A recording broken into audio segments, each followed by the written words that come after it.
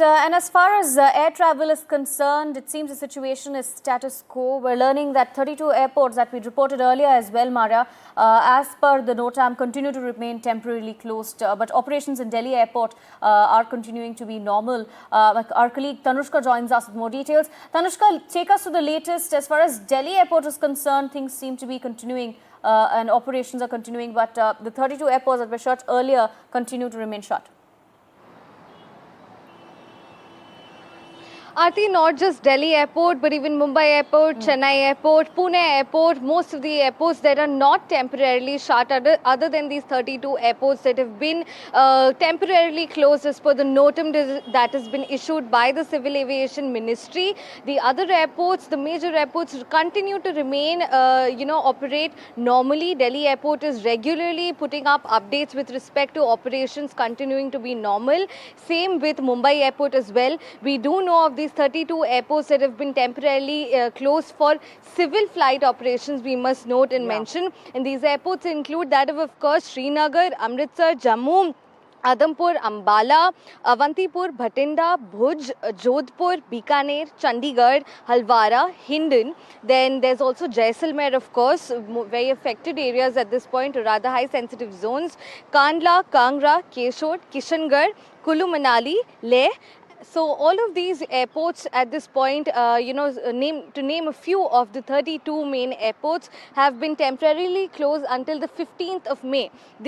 All of this is precautionary measures.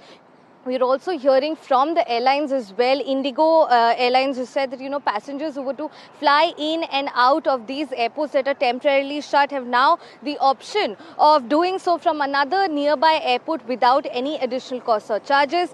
Cancellations also are being provided to the customers, to the passengers without, any sort of additional charges. Full waiver is being provided. Refunds are also being given in, full amounts to the passengers. This is not just with Indigo, but all other airlines are doing so as well, be it Air India, Akasa, Air India Express, and we remember on 30th April is when India closed its airspace for Pakistani airlines, and so on and so forth. There have been temporary closure of these such airports as well. Right now the number stands at 32. We do understand that there was a ceasefire agreement, but the ceasefire has been violated as well. So as of now, status quo maintains with respect to the airspace travel. 32 airports continue to remain temporarily shut for civil flight services, and we will keep you updated with respect to the airspace travels. With respect to foreign carriers as well, Virgin Atlantic has maintained that they're avoiding the Pakistani airspace and have rerouted their London to Delhi flights which were pre-planned. Qatar Airways would also maintain that they are avoiding the Pakistani airspace at this point. So with respect to air travel within the country, Delhi, Mumbai, Pune, Chennai, all of these maintain normalcy and continue with their operations, apart from the 32 airports that have been temporarily shut until May 15th. Back to you.